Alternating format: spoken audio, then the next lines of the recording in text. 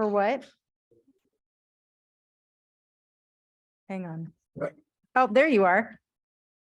Yeah, I didn't see you in the room. It was weird. Other people were there, but I didn't see you. But here you are.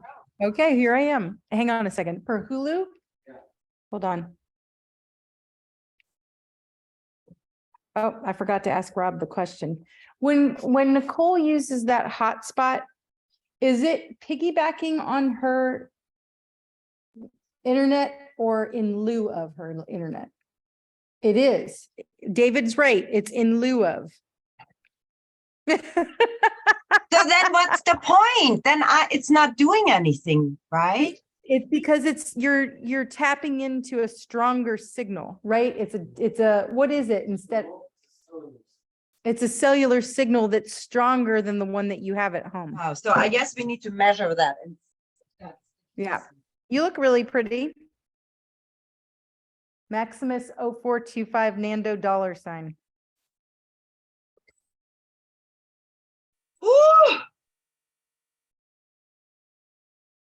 Did you get your hair done again? Yeah, yesterday. Oh, it looks great. Yep. All right. So I'm gonna take one more minute before I let people in. It's kind of funny. I'm very anxious today. I don't know why. Are you? I hate it. You won't, in a few minutes, you won't be. I know. That's the thing, right? This lighting is much nicer than it. Oh, it was. Then down at the. Yeah, at least I like it better, but that's just me.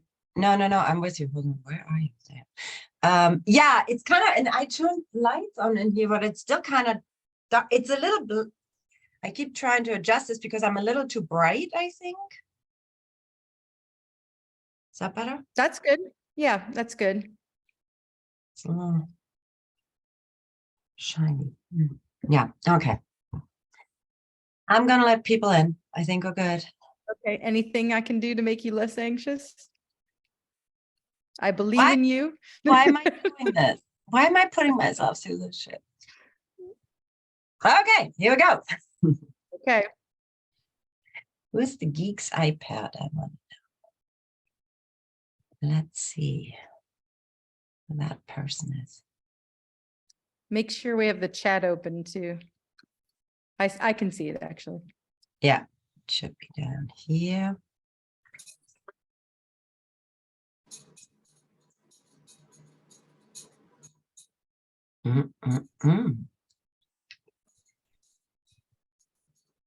Cool.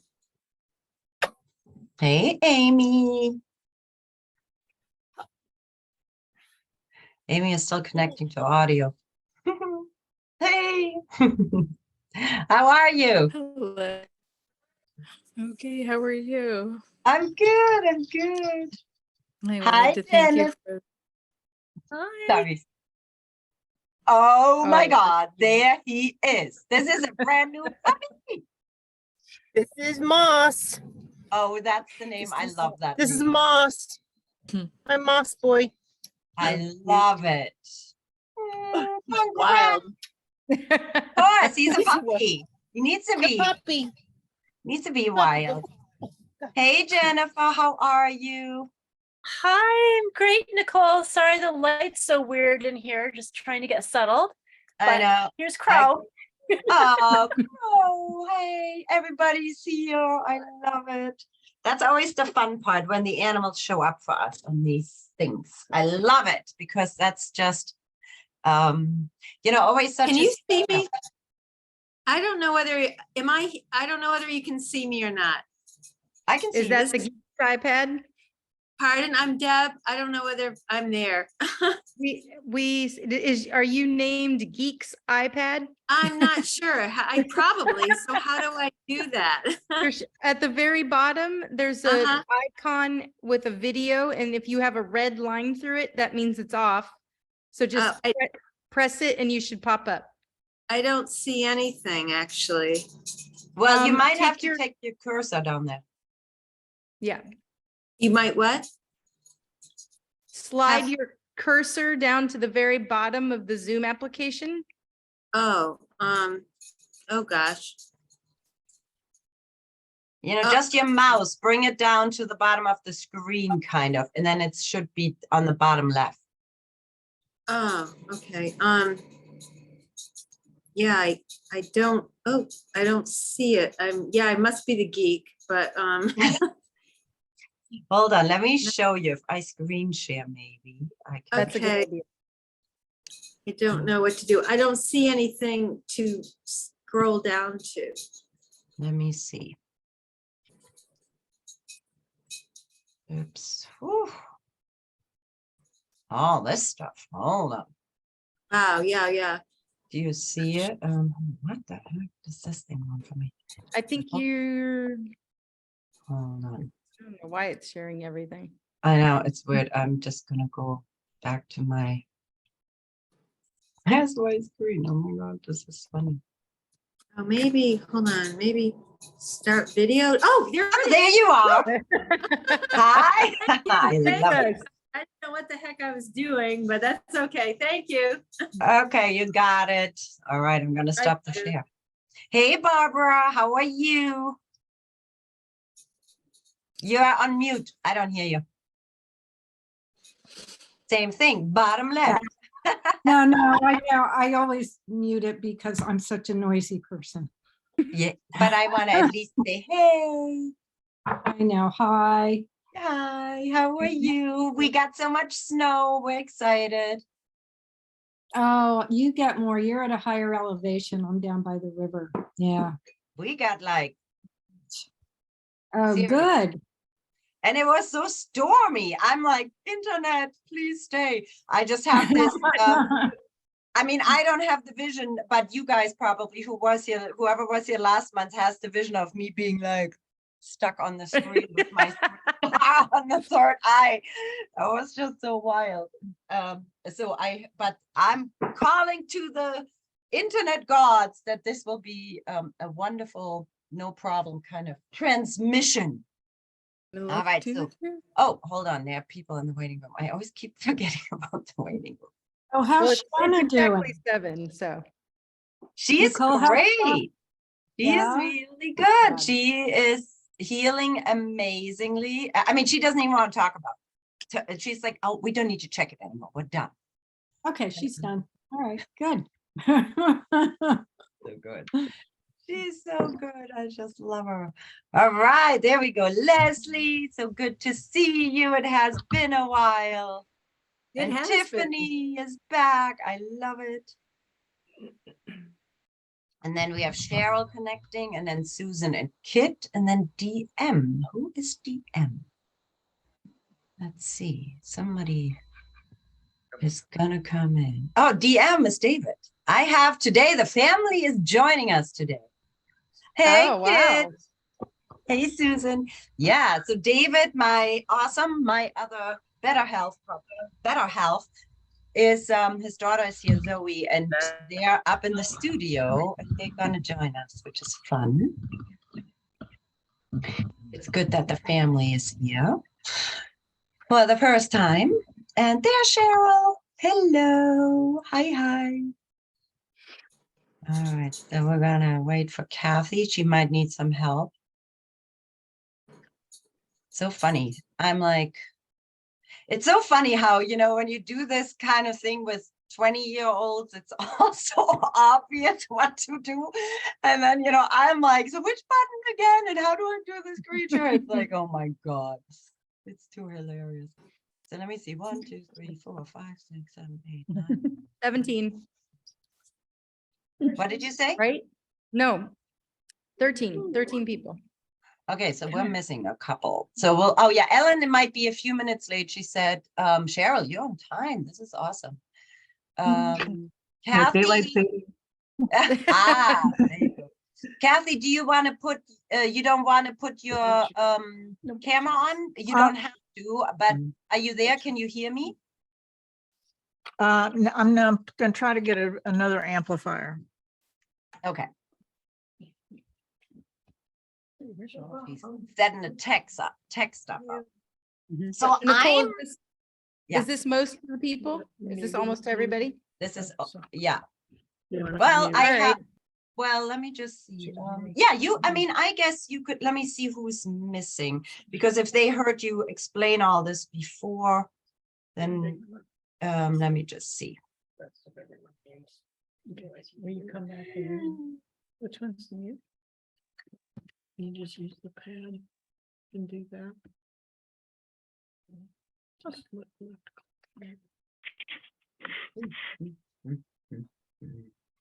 So we have Elle missing and Natasha is missing, I think. Yeah. Okay. Let me see. But Natasha has been here, Ellen has been here. So if you want to just get us started, Kristen, with the logistics, I think that will work.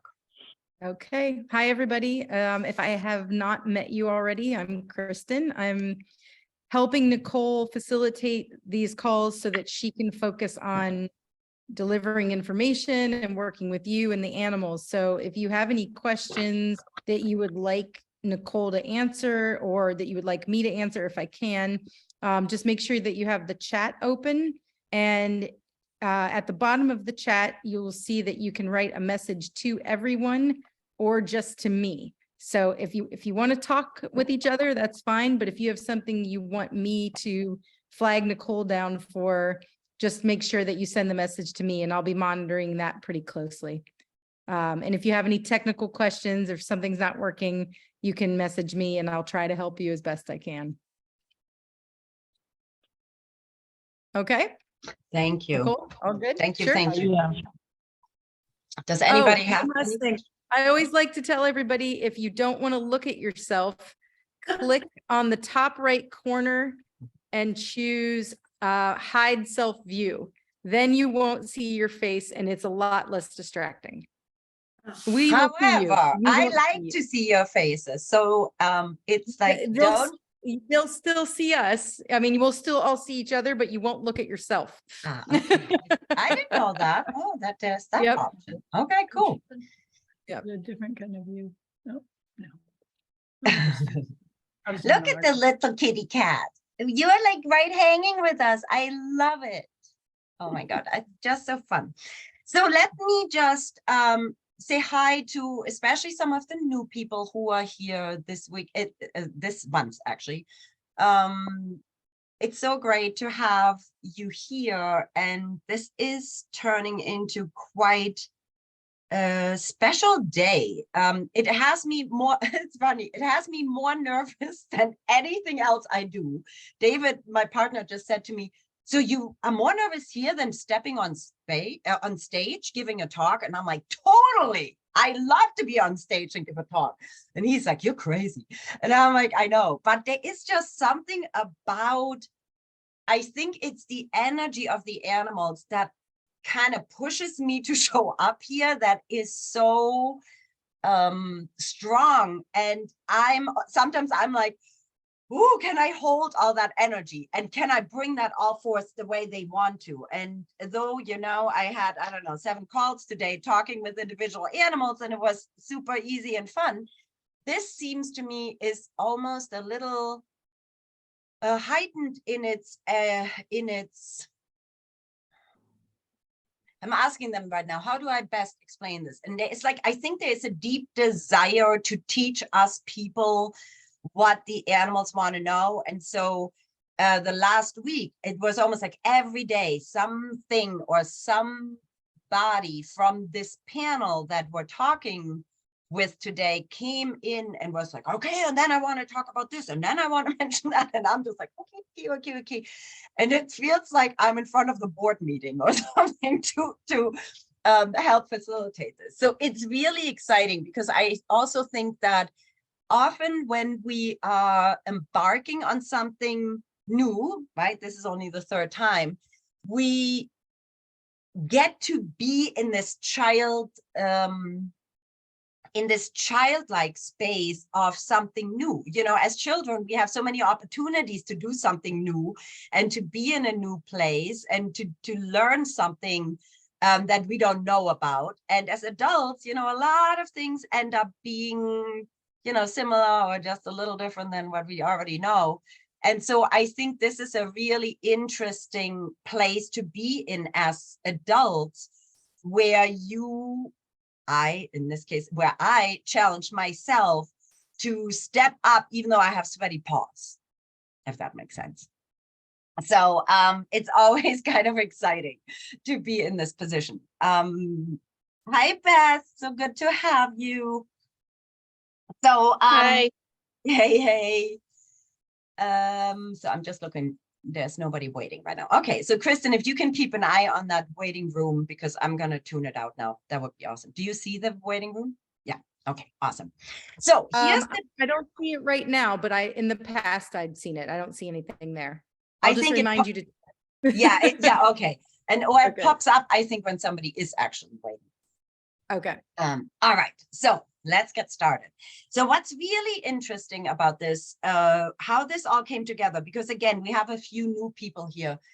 The idea was that I felt animals had more to tell us than just some of the things that they share with us in regular sessions. If you have worked with me over the phone or in person, you know that animals often talk about, you know, ooh, what they need, what they want, where their pain is, what they would love to enjoy, or what they think their person should do, or could get involved in, or, you know, it's kind of more on a personal, obviously, level for the person itself, themselves, and for the animal.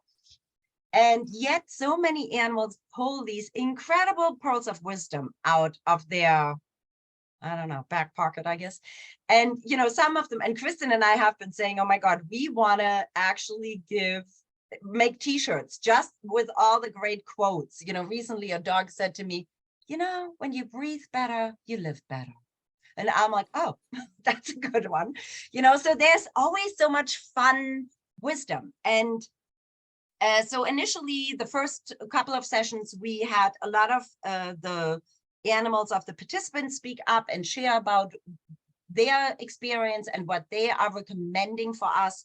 And funny enough, each of the times we worked this idea of the animals sharing with us through the chakras. And the chakras are, you know, 7 energy centers that are from the root to the crown, part of our system. And the animals after the second session said, like, we seriously need to always work through the chakras, because this is what will help people connect to their body and how they will learn to be part of the entirety of what we're all about. Because they said to us, you know, you're not just a human with a brain, but you're a human being that has a body, a mind, and a spirit. And when we can release anything that is stuck in our body, any issues that are stuck in the tissue, if we can release them, you will live a happier, more expansive, more joyful life. And so I was like, okay, if we do chakra balances every time, then if that's what you're telling me to do, that's what we'll do. And so also today we will we will go through the chakras, but for some reason I feel that these animals today, and I'm going to put a picture up of the animals who we're talking with today. I have this funny feeling that they might really want to engage you in a little bit of a conversation. So there might be a moment when I tell you, you know, let me know if this resonates with you, or let me know if you can relate to this issue, or let me know if this has been challenging for you in your life. And if it has, the animals will want to give you some direct information. And that's really important to them, because the idea of what we're talking about today is a big, big topic. And this is really something I think if we as humans can get a mental hold of it, that time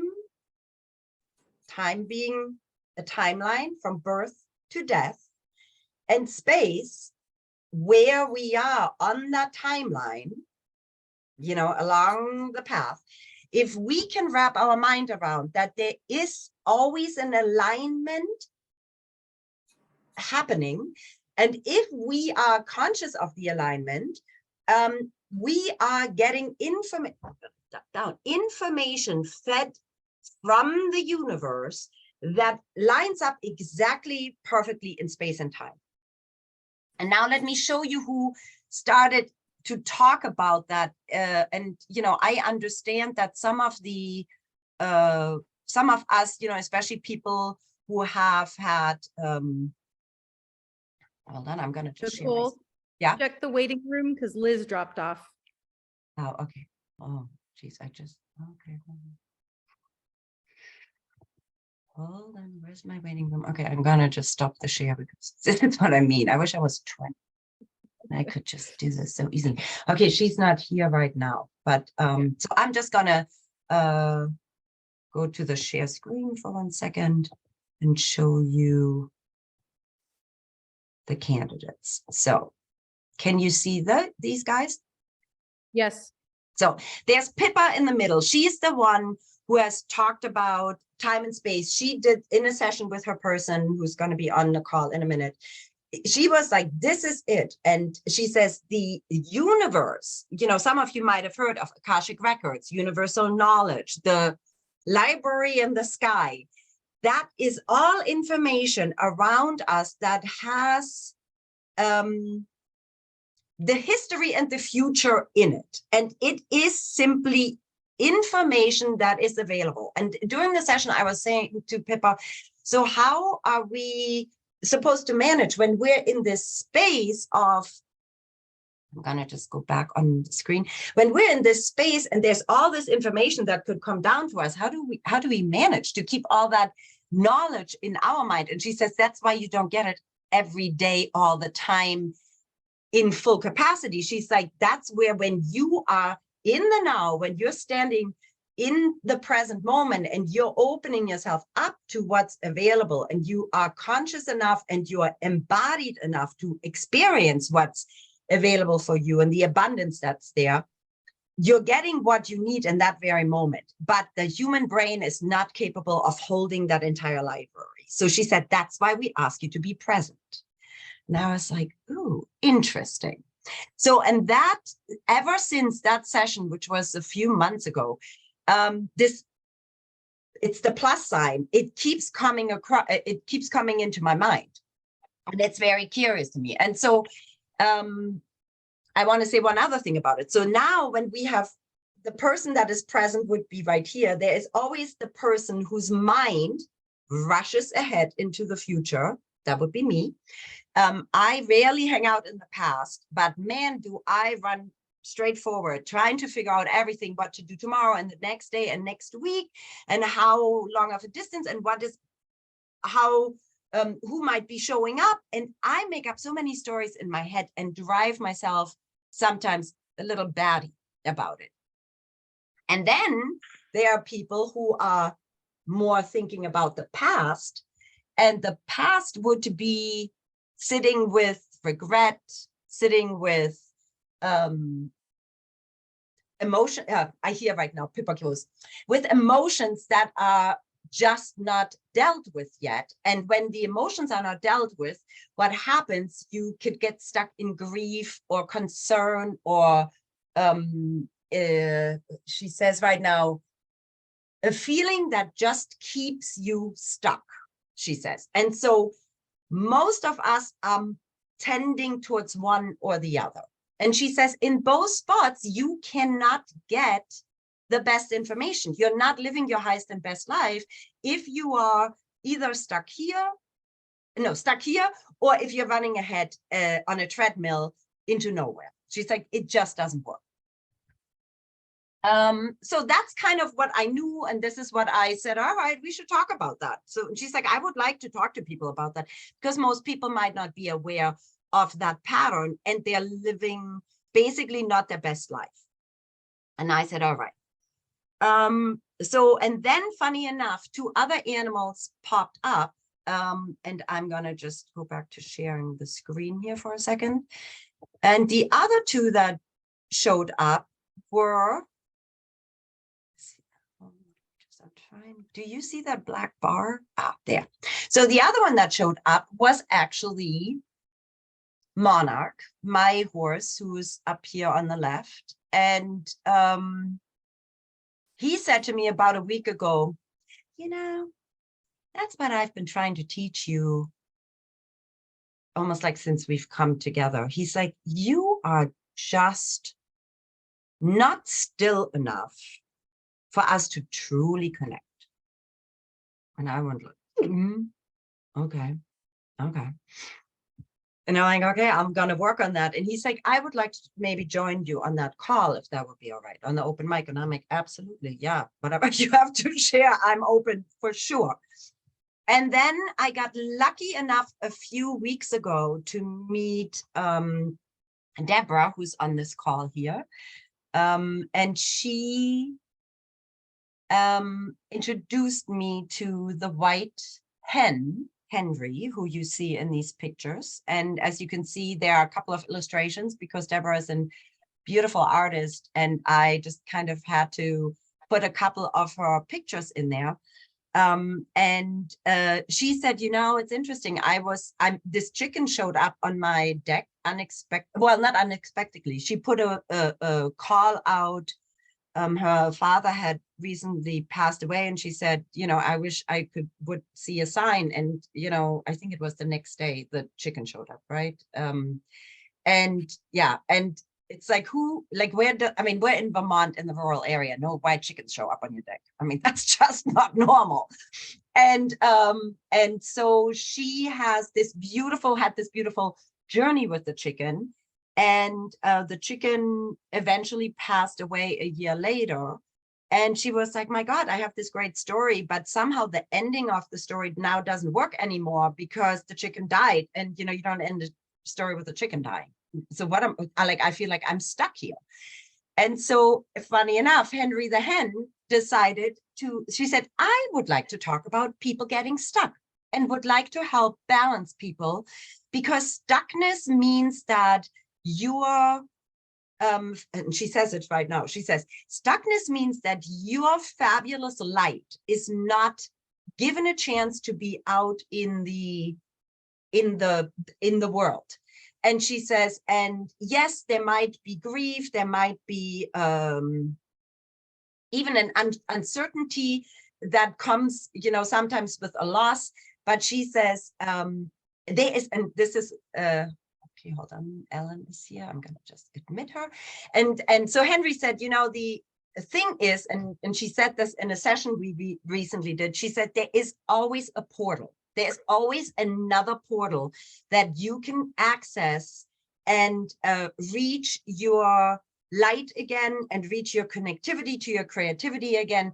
And she's like, so I would love to talk about it when you do the open mic. And I said, okay, here's our panel. It's Pippa in the middle, Monarch and Henry, who are guiding us today through this beautiful idea of, you know, finding our, let me see how they want to put that. Finding our center in the world, they're saying. You know, I sometimes talk about that we all have a parking spot on Mother Earth. I was taught that by a teacher, Kristen, and I know, you know, that we all own a parking spot on Mother Earth. And, you know, this is our parking spot and nobody can take it from us, and nobody should take it from us and would want to take it, because everybody has their own parking spot. And I think sometimes we forget about that we come here to bring ourselves to this world, and that each of us has something incredible to share. And so for us to be stuck in the past or running ahead, like myself, into the future, and not actually bringing our centered self, as they just described, to the day, the moment, the minute, is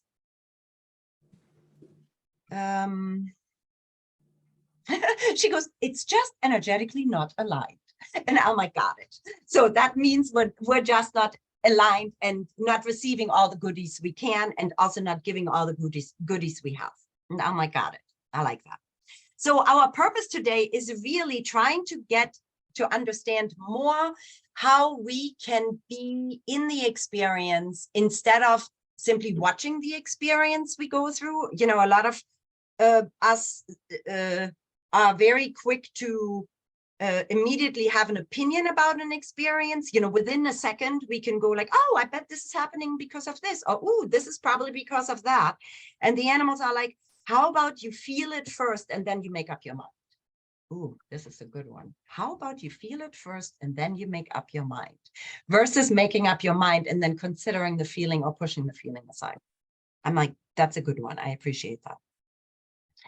All right, so for the new, for the ones that just came in, I just want to just recap before I switch the screen and take these guys off to the side again. So we have Pippa in the middle, who is the one who inspired this open mic. And then there's Monarch on the upper left. And then there's Henry, who has a bunch of photos and some amazing illustrations by her person, Deborah. All right, so I want to see your faces though, and I might just pull them back in. I know Ellen is here, yay! And I saw Jane is here, yay! Hello, welcome. And then we have, who did I not see? Beth is here, I knew that. So I think we got just about everybody now. Yeah, 17, perfect. All right, Nicole, everybody. Here. I have a quick question. Is Henry still alive? Mm-mm. No, okay. All right. She That wasn't passed clear. away. Okay. Yeah, she passed away. Deborah, when did she pass away? She's passed away about a month and a half ago. She was attacked Okay. by an animal. Yeah. Sorry. Yeah. But she's still chatting to you. Yeah. Great. She is. Yeah. Yep. She's right here. She's like very eager, which I love that. All right, so we're gonna, I'm gonna just hold this up one more time because so you guys can see this. So this is the chakra chart I'm working with, and we're gonna start again at the root chakra and see what comes up through these beautiful beings. I always check myself first. Here's my pendulum. So first, second, third, fourth, fifth, sixth, seventh. Hopefully I should be balanced after balancing myself about 10 times today. So, but you never know. So always recheck yourself, if you use a pendulum. So, the root chakra is all about being grounded. And, anybody who runs ahead, right? If we're talking about this is, so I'm going to explain this one more time. This is our timeline, birth to death. Right. And that's actually what Pippa said too.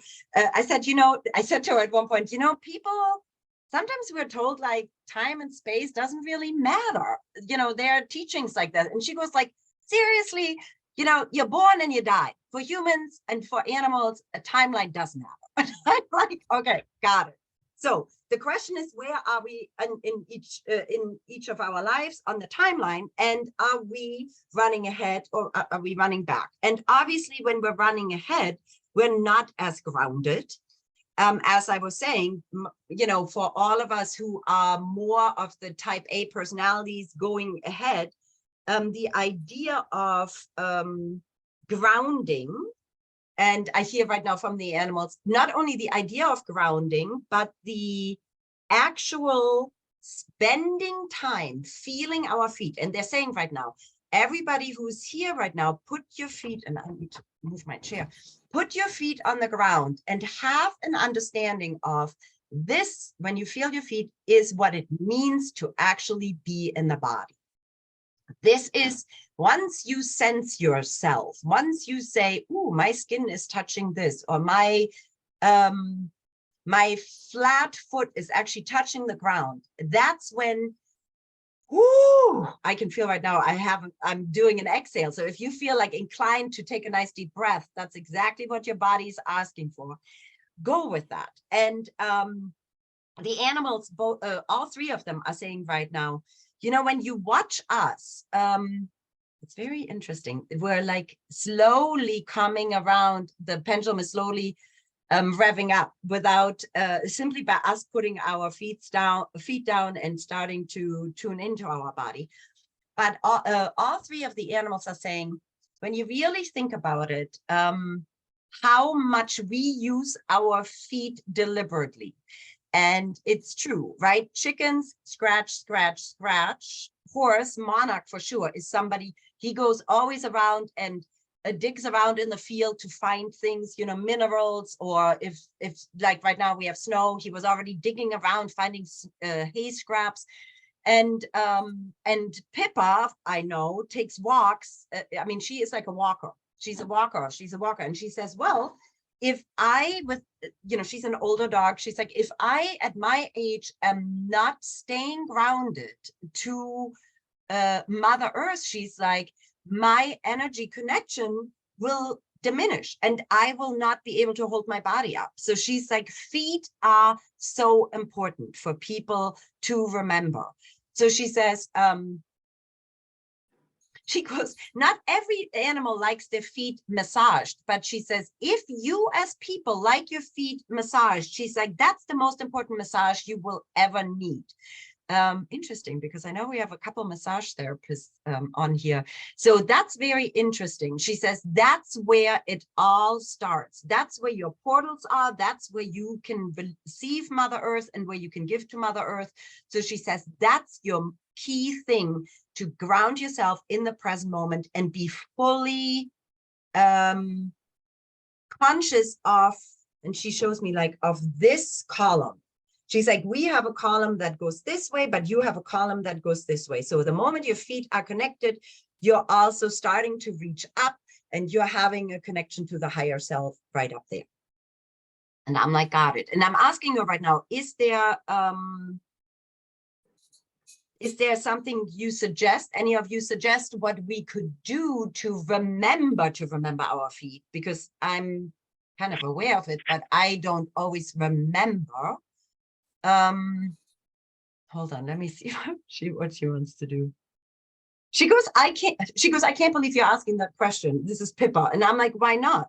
And she goes, because the moment I go outside, she goes, I do, and she sticks her nose out and she says, and immediately as I take in what's going on, my feet round, my feet are down on the earth. And I'm like, so how about when you leave a hen house, Henry?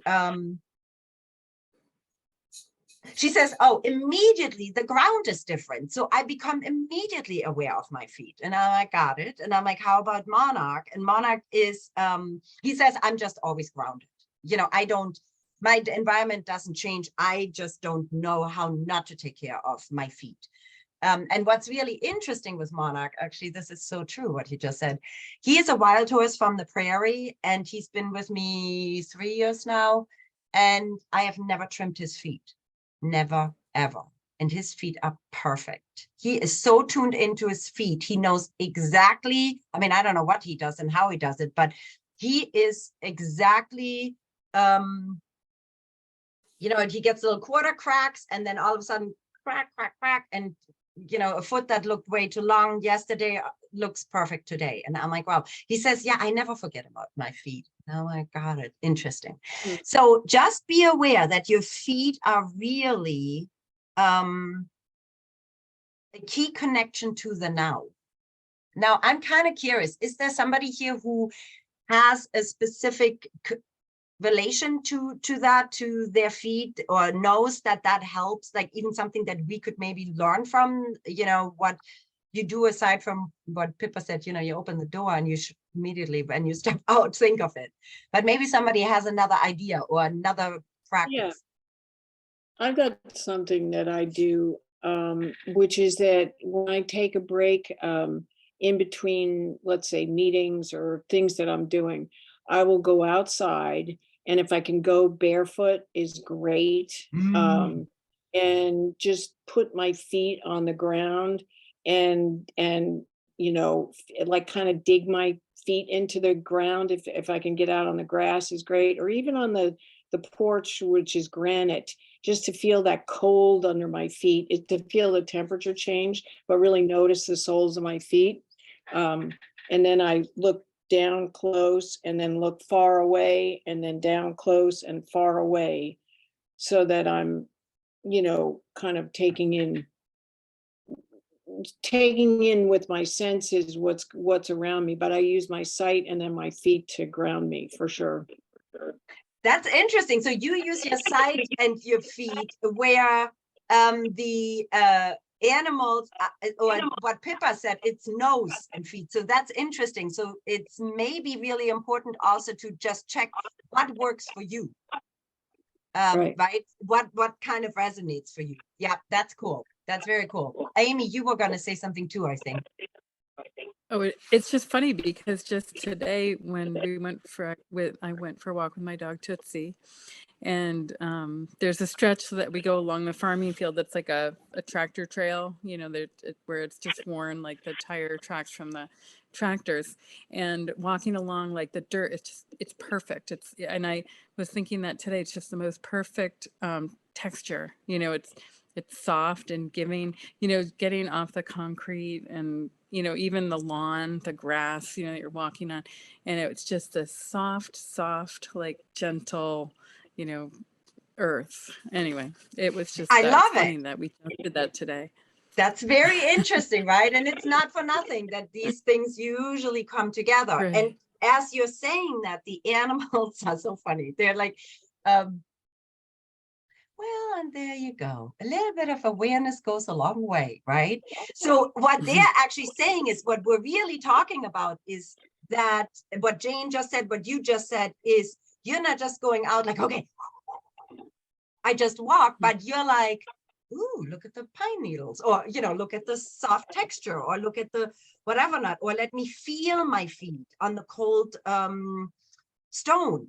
And I think that is the key piece for all of us to,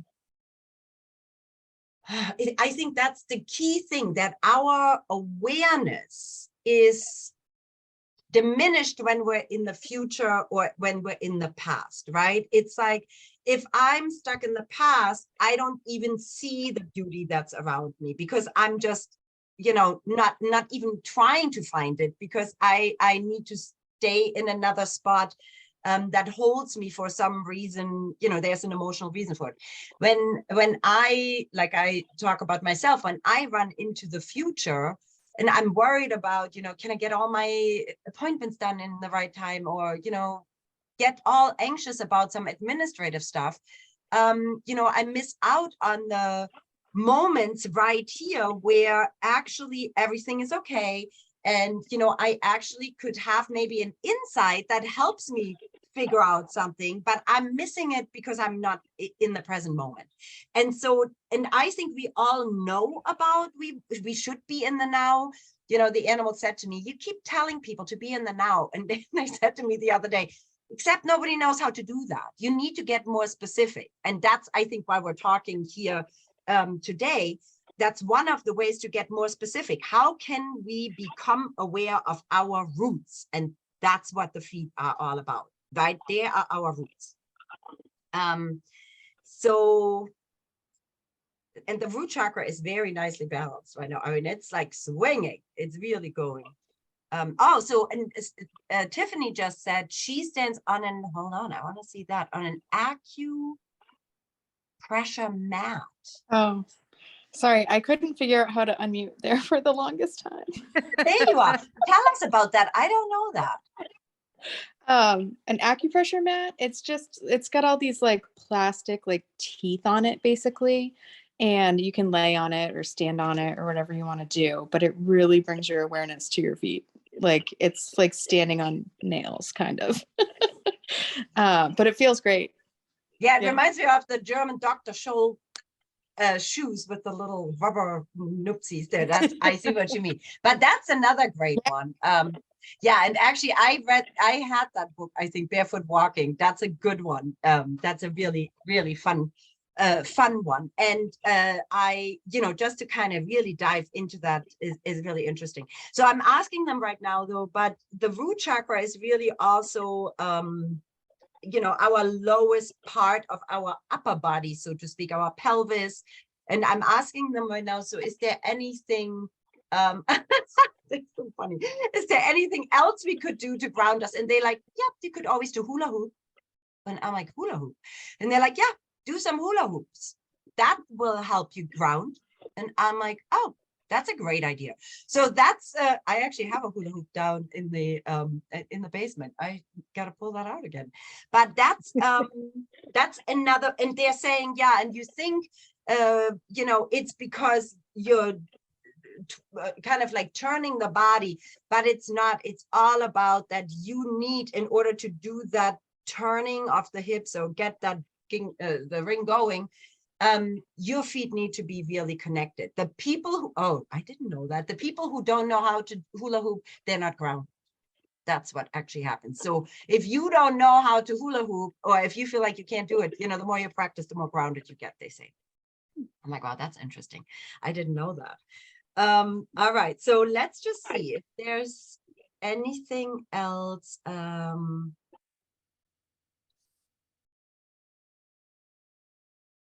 They're like, if something comes to mind, we'll get back to you. And I'm like, okay. So we're moving on to the second chakra. So the second chakra is our, you know, we've talked about this in our open mic before. This is really the creative, the desire part, the where we connect, right? Women carry babies in the second chakra. That's where the bonding happens, but it's also where our creativity is. And the so I'm just gonna, because I'm gonna mute you all, because I keep hearing myself like an echo. And so I'm just going to mute you, and you have to unmute yourself when you want to say something. So the second chakra, so the creative one, that's the one they say that runs away with you, pointing to someone like me. Actually, I'm kind of curious, who here feels they're more running ahead? Give me a hand. Who runs more ahead rather than getting stuck? Okay. And who feels more they get stuck in the past or in the lingering? Okay, interesting. So, and like I said, you know, sometimes it's like we can have both, obviously, but some of us have a more extreme connection. So that's the problem when when our second chakra is not in balance. The animals are sharing right now. What happens is our creativity runs away with us, or our creativity gets stuck, or our purpose, our desires, right? So for those of us who are feeling very purposeful, who have lots of ideas and are excited about those ideas, you know, we do this heading forth, and we're doing it and doing and creating and creating and creating. And they're saying right now, but you're not grounding it.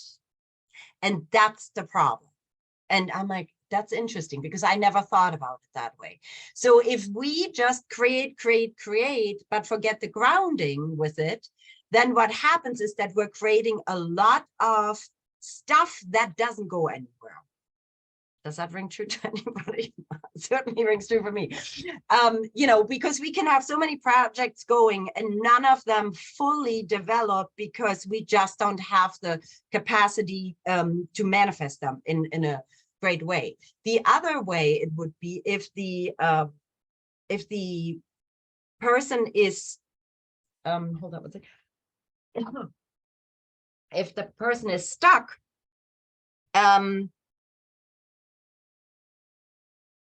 there is no, and this is funny, this is what Deborah and I were talking about the creativity and painting the other day. It's kind of like, then the energy feels more like a pond that is like, you know, a silky pond. When you have all that silt in it, it's kind of like slushy, and there's not a lot of movement at all in it. And then of course nothing can come to the surface, because the creativity is stuck in the second chakra. So I'm asking them, I really would love for you guys, for the animals, to pick some an essence or oil for us, because I think that's a really big one for many of us to trust, because the second chakra runaways like myself, I think we sometimes don't trust we do enough or have enough or offer enough or whatever, are not enough, I guess. And the people who are a little bit more stuck, have the same feeling of, you know, do I really have something to offer? I don't know. I mean, what's the difference? One more painting, nobody cares. You know, or if I write, I know we have tons of writers on here. If I write, if it doesn't go anywhere, if I don't publish, what's the point? Well, the point is that you are needing to put this out for yourself, the animals are saying, and it's not about the other people. It's like, if you curb your enthusiasm about your work or your creativity, then you are the one who is actually not limiting yourself, but you're not limiting others or not caring about others, but you're limiting yourself. And that's really the key, because our animals always want us to do our highest and best. So they picked Valor, which, Valor for us. And Valor is a young living oil. There it is. That's called, it's for alignment.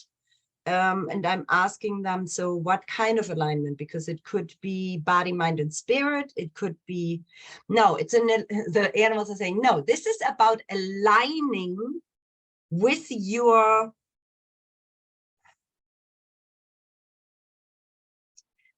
essence. So I want you to put your hand on your, below the belly button, on your lower belly there for a moment, because they're saying, they want to talk about this for a moment. They're saying, right here in this lower part is your essence of who you are and what you bring to the world. If you feel yourself living more up in the upper chest and being always busy, it's like you're not living your highest and best. You are too active for your little system to actually manage everything. The true nature of your essence and your creativity sits down here. And if you don't bring your energy down to this part of your belly, you are missing out on the depth of your experience. And they're saying right now, and if you're down there, then it's also often not so far to remember to get grounded. But the grounding is the foundation, where the second chakra is your creative expression. So if you feel stuck creatively, you can put your hand on your stomach down here and basically have a conversation and be like, wow, I feel like I'm not tuned into you. I know my essence sits right here, and my gifts and my light is right in this part, and somehow I can't get to it. Can you help me? Can you support me? Can you bring my highest and best forward again? For those of us who run ahead, oh, I see what they're saying. Okay, hold on. So this is interesting. So I'm going to stand up here for a second to show you. So they're saying, so this is for the ones that get stuck. Put one hand here and one hand on your upper body. Because they're saying we need to bring the energy from below, from that pond, up to the chest. For those of us who run ahead, you put one hand here and one hand on your pelvis, basically, in order to ground ourselves. So this is almost like, thank God we're recording it, because this is worth writing down. Nicole, can you actually demonstrate that physically again? For those that run ahead, the video cut out a little bit. Okay, so if like myself who runs ahead, I need to put, hold on, one hand here and one hand on the grounding, the foundation of the body, and have a conversation, have a breath, acknowledge the power and the beauty and the creativity that is there. If you are stuck, you have one hand on the second chakra and one hand on the solar plexus. I was thinking it's the heart, but they're like, no, the solar plexus, because the solar plexus is your power. You need to get yourself back into power, because when you're stuck, you're not in your power. So you need to come back to the solar plexus. So it's run ahead, second and first chakra, stuck, second and third chakra. And it's almost like, I see this all the time. I'm trained in this body work where I find rapport points, and sometimes I touch a point by the neck and a point by the tail to start the nervous system to start communicating again within the body. And I'm hearing right now, this is very similar. It's kind of like you probably have heard this before, where you put your attention and your intention is where, energy happens, where something happens. And if we're doing this in those situations, and we're tuning into our body and we're actually paying attention to it, which is what we do so little apparently, compared to animals, that is almost an immediate trigger. It's almost like a little electrical current that shoots up and makes a connection within the body. And if you do this more often than not, your body will also find itself quicker finding the balance again, and the juice again that that was missing, because in both cases the juice is missing. When you're stuck, you're missing juice, and also when you're running on empty, you're missing juice, right? So this really works for both of them. Any thoughts about that, or anything that came up for any of you? Well, you know me well, so I'm a runaway second chakra too. And the body, connecting with my body has been an ongoing issue for a long time. And I don't even think to talk to it, so it's a good reminder. Right, that's the thing. To actually say, hey, I hear you, or I see you, or I feel you, is really a big deal for some of us, because we really don't learn that. But but for any of us who obviously are showing up here, there's seems to be a need to have that connection, and that's certainly one way to get there. Does anybody else have another thought? I got a little emotional when you said to put your hands on your body there, because I'm in pelvic floor therapy, and the woman that is my therapist is just magic to begin with, but I have some inflammation that I'm dealing with too. And I said, I looked at her and I just said, what's going on? Like, is everything where it's supposed to be? Because things are just like ballooning out and I'm in this like penguin shape. And she laughed and she said, no, it's just inflammation and you need to ask your body what's going on. And I looked at her like, what? Right, there you go.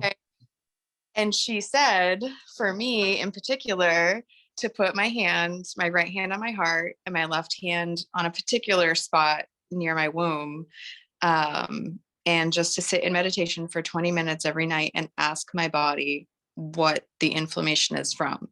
And literally like onions, other things just like came in, and I just got a pen and I was like, okay. And I got this beautiful list of foods that I love that I need to now not have. Oh, me too. But isn't that interesting that it came to you the moment you actually asked, you got the answers, right? Very, very quickly, which I'm not used to. And just enough that it scared me. And I'm like, oh, well, I did it once. I don't need to do it anymore.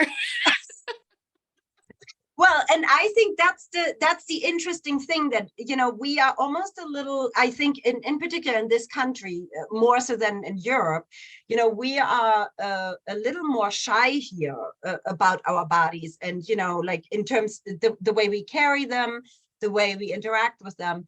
And so for us, when we have too much almost like focus on the well-being of our bodies, we get almost a little squirrely sometimes. And so I think your example is perfect though, because the answers are all in the body. That's just the way it is. I see this with animals all the time. Their answers, their body knows everything. And there are so many answers. I asked the dog today, so what kind of food is good for your pancreatic issues? And she was clearly like, oh, this, no green beans, but this. And I'm like, why don't we ask ourselves that? That's so weird. And I love that you got this therapist that allowed you to tap into it, and you saw your intuition pop in right there. And that just shows me again that body and intuition are so connected. Any of you who want to be more intuitive, you know, and this is why I don't teach anymore animal communication through the mind, trying to explain the senses and how the pictures might show up in the message, because people try to go from the left brain to the right brain, and it is a really hard crossing.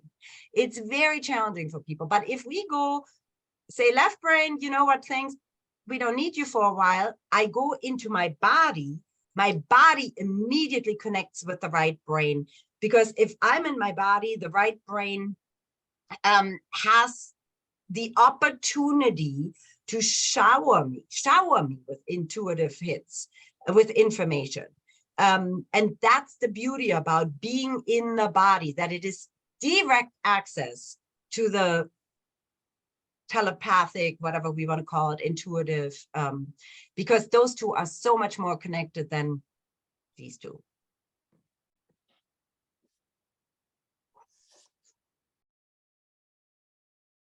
Nicole, would you say that again? What's more connected than the left and right? Yes, so to try to get from the left brain, the logical brain, and to the right brain, the creative, intuitive, is a really hard stretch for most people. But if we almost like do the detour through the body, it's almost like if we come into the body and we're noticing, oh, my body, you know, like, I'm going to give an example because this will work for you and your work. Jane works with people and horses. And so if you have if you are in your body and you ask your body, how do I feel right now next to this horse? Okay, I'm a little anxious. How does the horse feel about it? In that moment, as I'm in my feeling of anxiety, I am in a feeling state, and suddenly I can feel what the other one feels, or intuitively what the other one puts out, meaning the horse, just comes in because I'm in the present moment connecting to my body, and I'm not cluttering my left brain or myself with it. So it's a detour that is a direct path, actually. Right. Mm-hmm. Right. Yeah, that's all our work. Yeah, exactly. Exactly. And what's really interesting is, you know, addiction or addictive behavior is attached to the second chakra. It's like pleasure versus need. It's about attachments and letting go. It's about, you know, it's like when we are stuck in that second chakra or we're not attending to it, that's when we're putting all that other stuff on ourselves. It's like, you know, when we're like, ooh, I should eat something. Oh, like my line is always like, oh, I think I deserve that. It's like, oh my God, you know, what is like, who needs to give permission here? So, you know, if you have the tendency to cover yourself up with, you know, whatever kind of thing that, you know, you might be into, is whatever kind of indulgence that you think might not be right for you, you know, start thinking about what am I not giving myself creatively or purposely. And that's often, once you fix that, the addiction or the attachment to sugar or alcohol or whatever it might be, often lets go, because once you are purposeful, when you work with your essential self, you know, you don't need that stuff generally. I mean, that's a little simplified, but I think there's a lot to that, actually. So Nicole, this makes me think of some of the things we discussed with Ruby, and how she was telling me that my lower body needed to exhale. Yep. Everything else was soft, and that would ground her, would ground me, and would help ground her. And I mean, the difference has been unbelievable. And it's like, that's when I feel stuck. I take that breath, that deep belly, low breath. And without even thinking about it, I would put my hand there and do it, and just ground myself standing next to her before I even got on. And then when I'm on, I'll take that deep breath. And as soon as I do the exhale, she moves forward. And it's just like, so I mean, I essentially learned that from her and been doing it without consciously knowing I was all the things you just pretty much described. Interesting. Yeah, that's great because that's your, so right now let's talk about intuitive.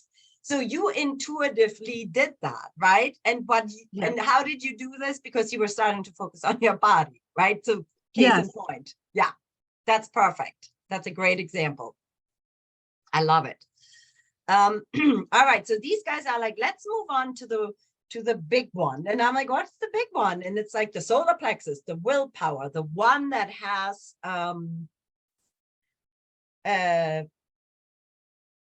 it's the one that is the most critical, right? If we self-critique, we are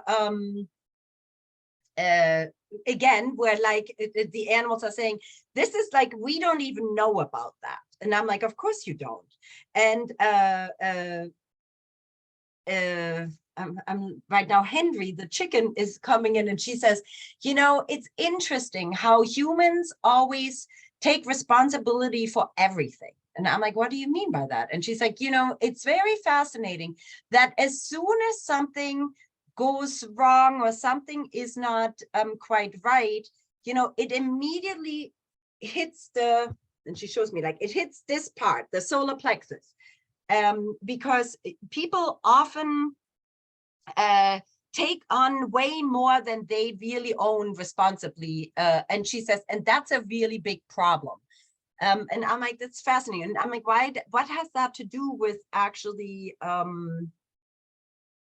us being in the now? And she says, well, if you are too much in somebody else's business, she's like, that's again, you're being out there taking responsibility on for other things that are not part of your life.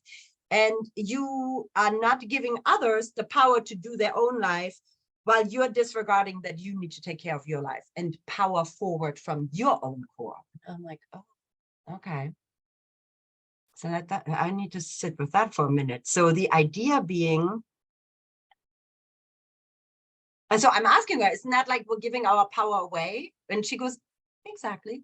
Now I got it. So the idea of us not caring for ourselves and not being in our power, but giving power away is a big part of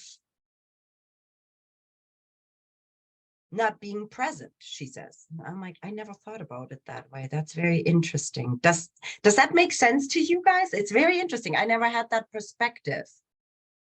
You like that, Ellen? Interesting. Yeah. That's funny. I have a So question. yeah, It go ahead. absolutely makes sense. If you're taking responsibility or thinking things are your fault all the time, then you're dwelling in The past. information that you don't know to be true, right? So Yeah. of course you can't be present if you're doing that. Yep, that's very true. Yep. Tiffany, you were With gonna that, say I have a question that I don't all the way have formed yet. I think, are they suggesting in like actual relationships and communication with other people, or in your internal world, in like when we're not in, you know, if we're too far ahead, we're like, oh, I don't have it oh, fully that's a formed. good one. I know what you mean. Okay, I think Do I you- know what you mean. So there, a you're little- right. Let me see if I get it, right? So Okay. I think what you're asking is, if I don't take responsibility, oh, hold on, if I don't take responsibility for myself and I rather take responsibility for others, I'm actually not living really truly my life. You know, I'm trying to control or manage or do something about, you know, my environment. So what I'm really doing is I'm trying to control my environment, but not myself. And just avoiding the now. Yeah. Or the other version is, you know, if I'm more concerned about everybody else around me, and I'm constantly, let's just say, saying like, "Oh, are you okay? Oh, let me help." Oh, this is actually funny. Somebody said to me the other day, I was trying to help a woman who started a new job, and you know, I needed to give her some pointers. And at one point, she had a living situation. And I said, oh, maybe you could move in, or you could do this and this. And she turned around and said to me, oh, thanks, Nicole, but you don't need to fix all my problems. And I went like, wow, holy cow, what am I doing over there? Right? That's part of it. I'm like totally pushing that was almost like pushing too much of my power over there. That was not even, that was like, what am I pushing my energy into that space? And then why, instead of staying right here and doing me, I was fixing this lady's life apparently. So that's all in the solar plexus. That's all, the power of control, the power of need to be in charge. That's the overcharged version, right? And then the undercharged version is like not taking charge. I also think, I don't know whether, can you hear me? Yeah. I'm not sure. Oh, you can. I also think I just came upon this too. I'm not sure, but it's also in the animal world, it's not so egocentric.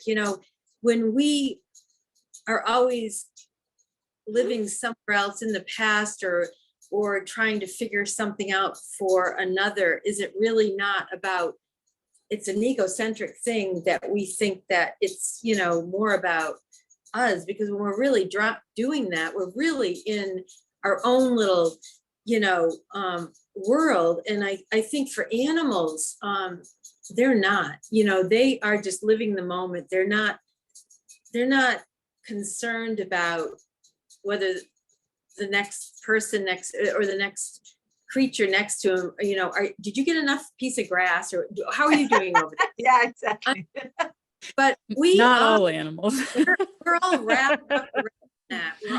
We're wrapped up around that. I've had such a hard time with Henry. Like, could I have made a difference? Did that have to happen? Was it my fault? Oh my gosh, just with traveling with it and seeing and walking with it, it makes me feel like, oh my gosh, Deb, get out of your own self. This is not about you. This is about so much more. It's kind of, I don't know. I don't have all that words, but yeah. It's kind of like you're taking the power away from someone in that moment, even, Exactly. Yeah. It's not really yours to take. Yeah. Yeah. It's not, but we get really wrapped up in that. We get really thinking we can change everything, change the karma of, even just things that I saw today. It's not possible that we can have our finger in every piece of the production, every piece of the pie, every movement, but that's a hard lesson to learn. I think it takes a long time to come out of that whole, realm of thinking. Mindset. Yeah. Ellen, you were going to say something. Well, two things. One thing, remember, actually, you got from Sophie precisely that thing. I was worried. My mayor had passed, and I had a feeling that I had contributed by something I did. And Sophie just spoke up. Nicole was through Nicole saying, oh, come on. Don't take that away from me. I had a hand in my exit. Excuse me. Butt out. And I have to say, with Pippa, I actually got a reading myself from her that was really helpful when I can remember to do it, because she is a master focuser. But she was like, stay inside you, stay inside your eyes, behind your eyes, stay inside, the perimeter of you. Like, don't be jumping out there to be in everything else. It's like, just nope, just, practicing that tunnel vision a little more. But the tunnel vision is, it's hard. It's also, it's more than a tunnel. It's the whole world if you stay in there, and it's not the whole world if you go out of it. Exactly. That's such a good point, right? If we stay within or close to us, we have all these amazing things happen. And but if we're always out there trying to fix all of that or participate in all of that, we're missing out exactly what is ours. And that's what they are so onto us, because as Deb said, animals just, they love living their own life. They're not living everybody else's life, which is true. Liz, what, you want to say something? You're muted.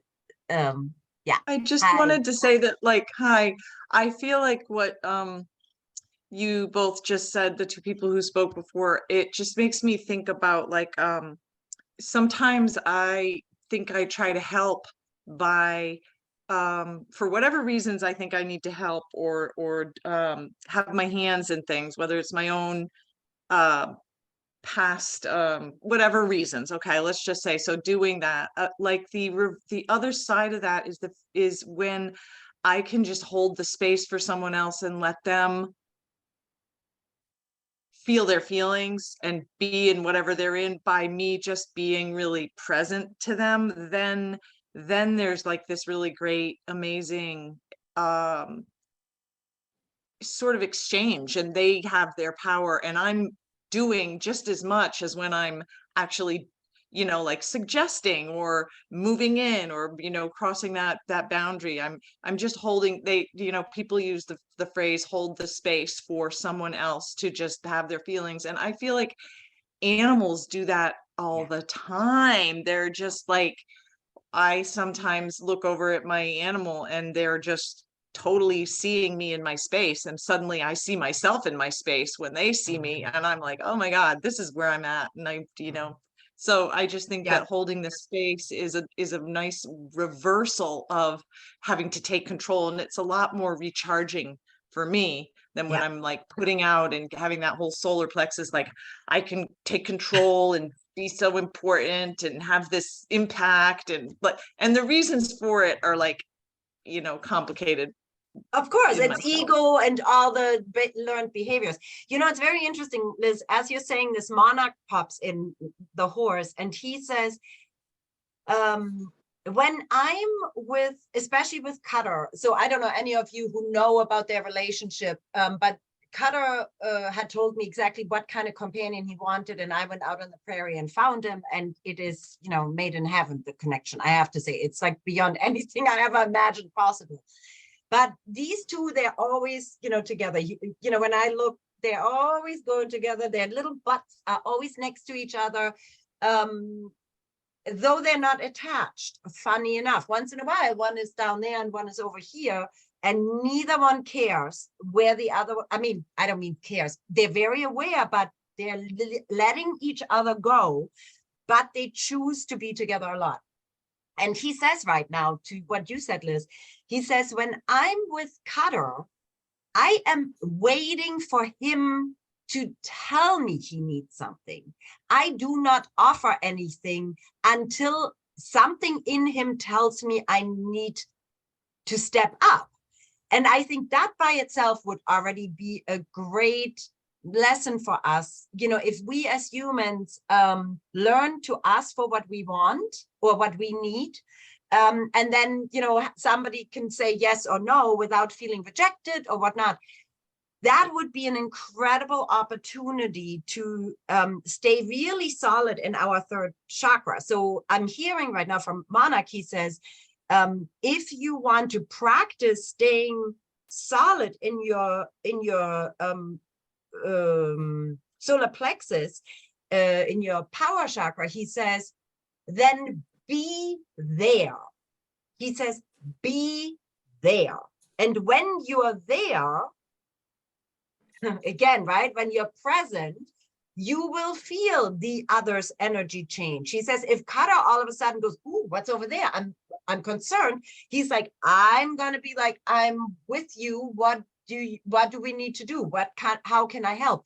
But he says, I don't do that until, I get a sense there is a need. And he says, and when I have a need, I tell him, if I rub my head on his butt, so to speak, because I'm itchy, he says, he knows I do this because I need this. There is no question asked. And if it's annoying to him, he gives me and then I go, okay, I'll go somewhere else and scratch myself. He's like, I don't take it personally. We just go about it.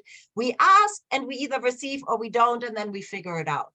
So he says the emotion that for us is attached in being a caretaker or being such a good doobie or an over fixer, he says that's a lot of wasted energy. As a wild horse, I couldn't afford that. So that's another thing, how much energy we're wasting. So right, if you're a fixer like myself, how much energy am I wasting that I could put towards my own creative or my own grounding or my own whatever not, that I'm just blasting out into the world trying to fix that lady's living situation. You know what I mean? It's really interesting. So they're saying this is again an awareness. How much do you give away instead of staying right here and saying, ooh, this is my moment, if they need help, if they need support, we'll deal with it, let me know. You can always, he says, you can always offer and say like, I'm here if you need me, but then let it be. And I'm like, yeah, good point. That's exactly what Ruby told me on Sunday when you were with us about her injury and my worrying. It's like, stop worrying, just be here now, I'm okay. Trust me to heal. And since I've been doing that, she's running pain-free and without a gimp today, and just Right. It's amazing. It is amazing. It's amazing how much we throw our energy around is, it's amazing actually once we become aware. And again, the animals are here to teach us to be more conscious, to be more aware, because the more aware and conscious we are, the more we can keep ourselves in tune. They're saying in tune. You're asked to be in tune, and that's a big word for the animals. Whew, all right, heart chakra. Let's move on to that. So that is about being flexible, open to change, new ideas, harmony, trust, being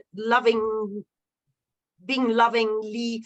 And also, to me, often it is about unconditional love, where I can tell with animals if the heart chakra is off, they often might have not felt unconditional love in their life. And so if that's something you feel is a lack, I hear right now Pippa saying, if you feel you're lacking unconditional love, oh my God, this is so Pippa. If you feel you're lacking unconditional love, give it to yourself. And I'm like, oh my God, she's hardcore, this girl. So I'm like, okay, so how can we give this to ourselves, unconditional love? I never fully understood that. Short of saying, yeah, I love myself. But I'm like, what if we really feel lost? Or what if we really feel we don't belong? Or what if we really, she immediately interrupts me right now. And she says, you always belong. You always belong to yourself. She's like, people forget. You belong to yourself. And I'm like, got it. She says, that's the key piece. Because she's like, when you know that and trust that, she says, it's kind of funny. She shows me the heart. It's almost like if I'm content, she goes like, if you're content with your heart, and if you're content that you belong, and she says to me right now, mention the parking spot again. If you know that you have a parking spot on earth in your life, she says, then what will happen is that your heart, it's almost like puts this beam out, this wave out, that will bring lots of people to you. And she says, and that at that moment, it comes down to discernment, because your solar plexus, if your heart receives people, your solar plexus is usually the one that says, oh, not this one. Oh, yeah, this one I allow in. So she says the heart and the solar plexus work a lot together on making these kind of connections, because your solar plexus is your upper stomach. And, it's kind of like, I know what she means. When you meet somebody and you go like, ooh, this doesn't feel so good in my belly. There's like a feeling.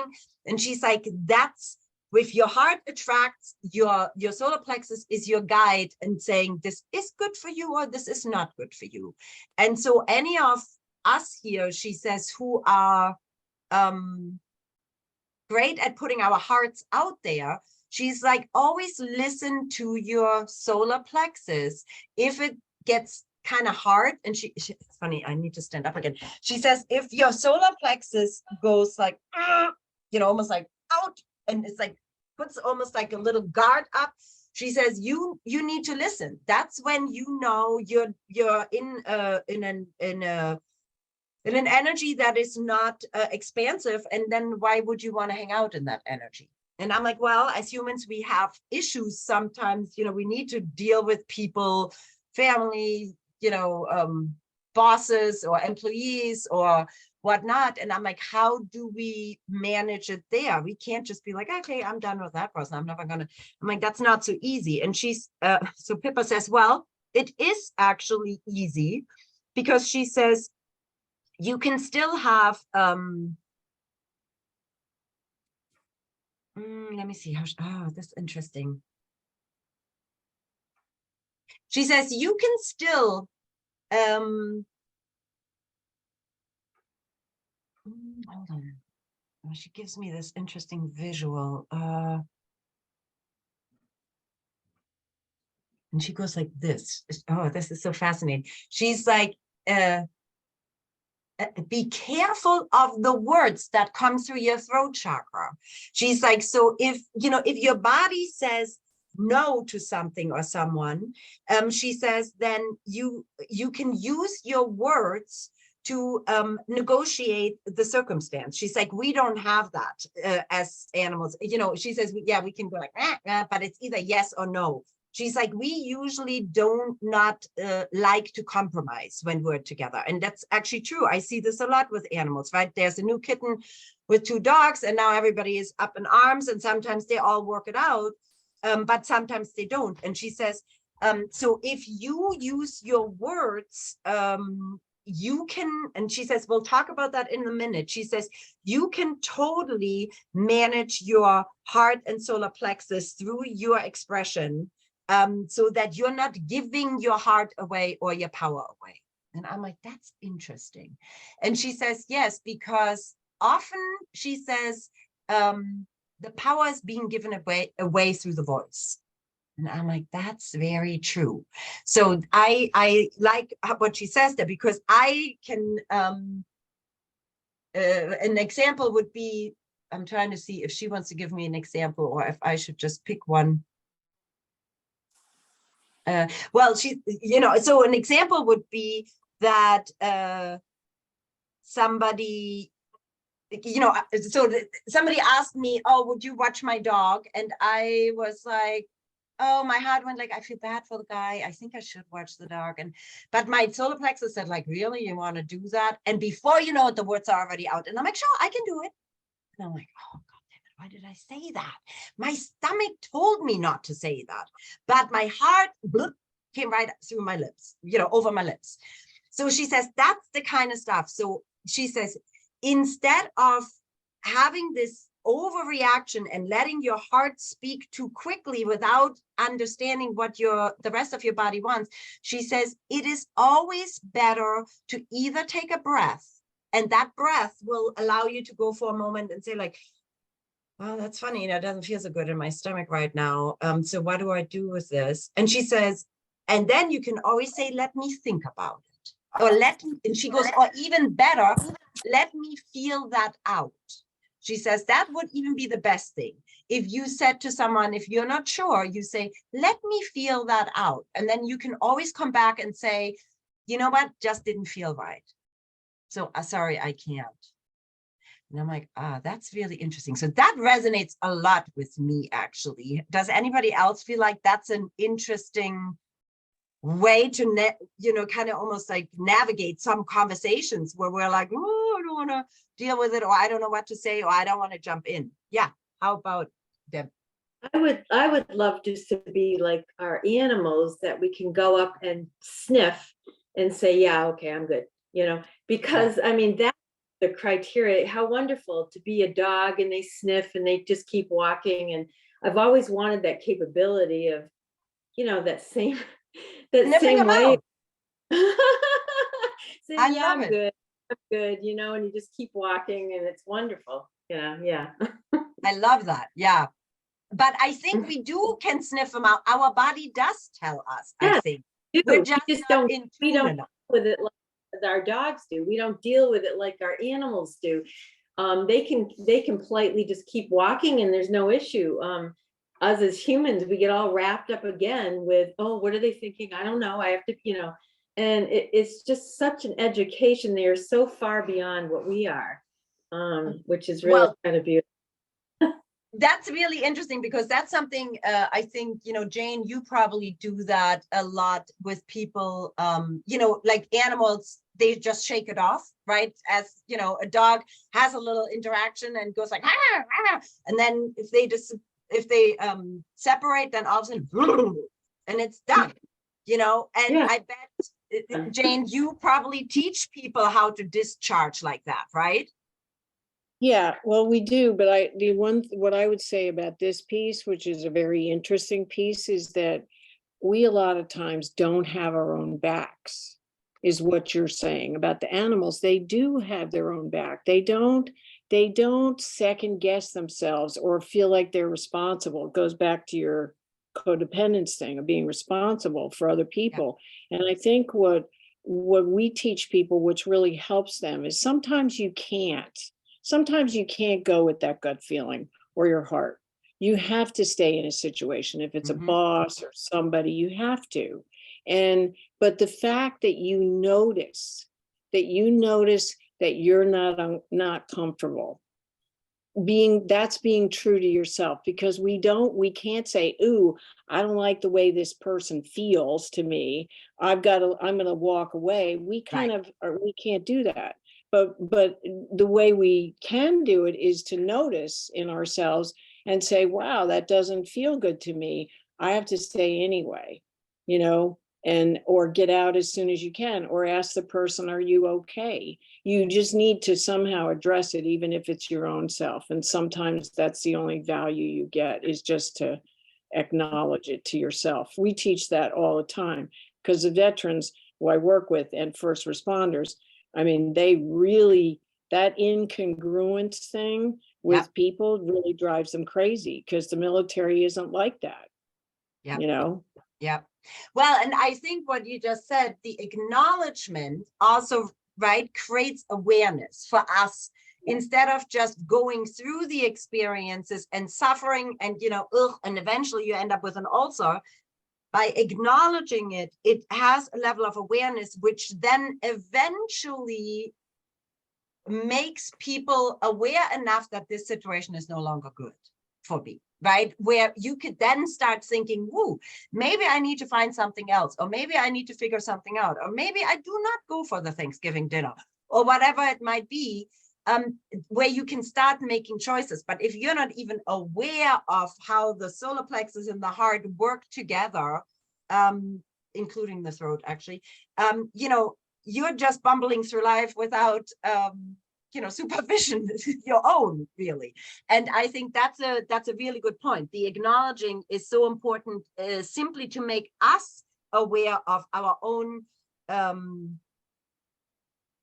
This is interesting. It makes us aware when I acknowledge this and I'm like, ooh, this is not working for me. I'm incongruent, even though I might live an incongruent life right now by being surrounded by it, right? So, but it is basically the first step to that awareness is also, I think, often the first step to things shifting, right? Because once we have an awareness, often, how many coaches have told me this, like, oh, you don't even need to do anything about it, just be aware of it. And then boom, all of a sudden the pieces fall into place already. So the awareness, rising to the awareness is really important. And so for that, you need to be in the body, because your body is the one who tells you, she tells you what is actually going on, how you feel, and what you might need or might need to let go of. If I feel like you're trying to move to the next one, but yeah, I really enjoy the phrase that the animal shared, let me feel that out, because along with what everybody just said, when you're you put your attention to saying, let me feel that, your body will hear it. And you can make that connection, just adhere a little bit more by speaking it. Let me feel that out. Yeah. And then feeling it. So I had to write that part down because that resonated. Yeah. Yeah. And it's a pause, right? It's a pause because we're so reactive. You know, the world asks us to be reactive. I mean, like, how often do you like, well, you haven't gotten back to me. And I'm like, you just texted me 20 minutes ago, Jesus. You know, it's like we are so reactive in everything we do that we often then have to backpedal. But if we feel it out, guess what? We would have a lot more awareness and clarity about our life and our state of being. So now when we come to the throat chakra, you know, they're coming right back to, and this is so fascinating. I just could see Monarch for a second pulling up this idea of the way we express. He's like, I feel it, I say it. You know, they are, because their mind doesn't get in the way, they are immediate feel, express. I got an itch, I'll rub it up on you. Ooh, you're too much in my space. Ooh, move over, right? There's like immediacy usually when they feel, they express it. We as humans obviously have learned, and rightly so, to have some filters, which is wonderful. But I think there is still a big part, and that's one of the, years and years ago, I came up with 5 principles that the animals taught me. And one of them, the second one was ask for what you need, because animals are really good at that. I mean, who has a dog who's pesty sitting in front of you and is like, I want something, pet me, or a cat that is like, excuse me, you need to feed, you know, the food bowl. I mean, we have lots of animals here who are extremely expressive, and they ask for what they need and they usually get it. And so the idea of keeping your throat chakra open and in alignment, they're saying right now, is pay attention to how often you actually swallow your words, how often you might be like, oh, I would love to, but, you know, somebody might ask you, oh, where do you want to go out to dinner? And, you know, you say, oh, you tell me, well, you're thinking Thai. Why are you not saying Thai? Right? That's like one of those examples where they're saying so much clarity could be provided, and you would be, again, so much more in the moment, because if, and this is so true, so if you didn't say Thai and the people, whoever you went with, picked Italian, the interesting thing is you might be stuck in the idea of Thai during your Italian dinner, and you're missing out on having actually a good moment. And especially if somebody offers you to make a choice, you know, and you don't take it, and then you sit there and go, oh, I wish I would have said Thai, because no, god damn it, I'm not crazy about the eggplant or whatever. So I think they have a really good point. By us being much more in the moment and much more saying, like, if somebody says, oh, so where do you want to go for dinner? Let me feel that out. You know what? I feel like Thai. And who wouldn't love that? If I ask somebody and they like, let me feel that out. Oh, you know what? Thai food sounds good. I would be like, that's a cool person. She just felt that out. She totally lives by what her body, her taste buds, her system wants or needs right now. That's amazing. So to me, that would be a very impressive thing. And, you know, so the animals are here saying, like, you just, oh, this is funny. Henry comes in, she goes, it's funny how this works with the throat chakra. I'm not sure yet, but Henry says, and that was one of the visuals. I have to actually show you this visual. So Deb drew one visual, which I loved. It's the bottom right, the car, which it was so crazy for me, because this was actually my first car in Germany. This is a Citroen. And when I saw this drawing, I'm like, how do you know about that car? They don't even make this. I don't even know if they have this car here. But what she did is, at one point, she took Henry and her dog in the car and drove from farm to interview where Henry might want to live, because, you know, Henry kind of belonged on a farm. And they went to several places, and, you know, Henry walked out and it kind of like the, you know, basically was like, nah, that's not it. Nah, that's not it. And she says, well, I spoke for what's true for me. She's like, you can also speak what you don't want. And she's like, and then by the 3rd or 4th farm where they landed, you know, she walked right into the hen house and that was it. And she was like, this is it. But she says, I wouldn't have said, oh yeah, this will work. This could be okay. Yeah, maybe I can make do. She's like, as an animal, we wouldn't think that way. We would want the best. We want to be at ease. I would want it to be everything I need. And she said, and we just kept looking until we found it. And I'm like, that's really great. So she's like, I spoke up, not maybe, you know, like you would speak up as a human, but she's like, I walked in, turned around and walked out. She's like, is that not talking? And I'm like, yes, it is actually talking. You're right. So, right, but that gives us an example of how important it is to be in that verbal commitment to our own truth. That's what they're saying. You need to have also a verbal commitment to your own truth. That's very interesting. Okay, so the third eye. So this is a big one, because they're saying right now, so they're excited. So right now they're like, point to this, point to this. And I'm like, yes. So you know how last time I had this little, what was it, like this little glitzy stone there on my forehead. Because I was just playing with it. I would walk into town and I would have this little stone and people would be like, oh, what are you doing? And I'm like, well, just celebrating our intuition. That's what I'm doing. And the animals are saying right now, this piece, this third eye is really our fine-tuned awareness of self. They're saying it's another powerhouse. It's like the solar plexus is this big power. This is more the intuitive power, the power of fine-tuning, reading, understanding, receiving. And they're saying, if you feel yourself stuck in your head and not able to get into a more embodied version of yourself, solar plexus, so they're showing me right now, solar plexus, one hand on the solar plexus and a finger on here. And they're saying, you know, this is where when animals are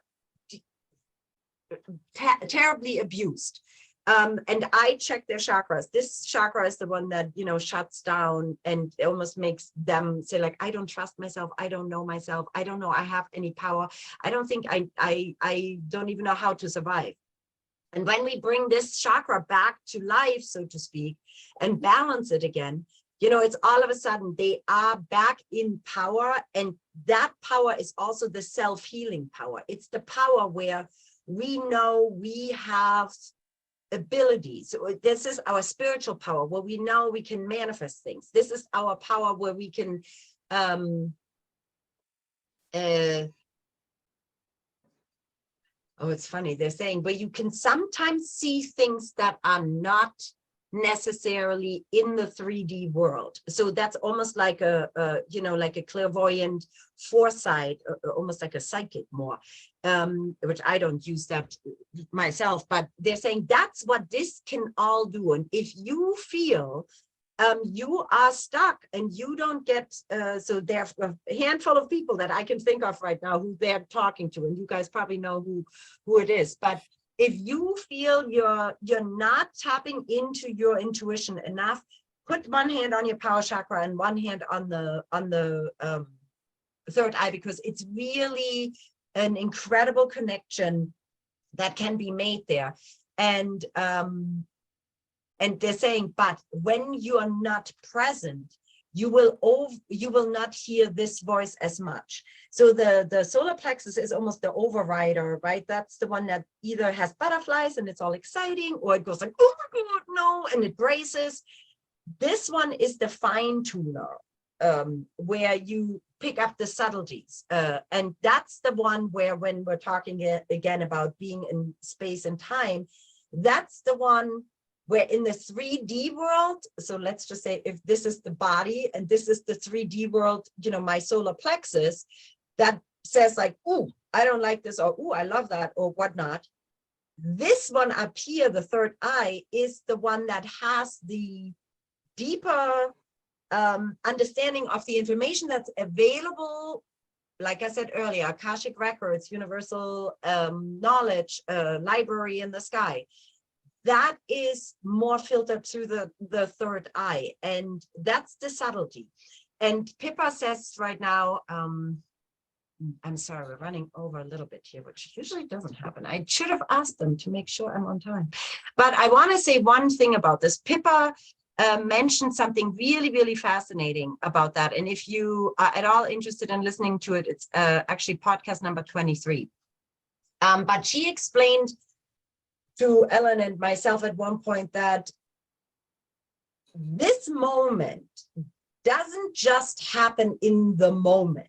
This moment in time, like our moment right now, being here together, is not an event that happens suddenly. It's an event that builds up energetically, builds up, happens, and then it, after it crests, it kind of weans down. So, or kind of like, it's like waxing and waning, basically. And she explained at one point, I tuned into her and she said to me, I think my caretaker, my house sitter is maybe not coming. And I was like, oh, how do you really? And she goes like, yeah. And Ellen said to me, oh, I think she must have listened in when I talked to my sister about that. And Pippa said, well, of course, that's one way I can get information. She says, but because I'm so present, she says, I'm aware of the energy shift that is already in motion before the event when the house sitter would show up.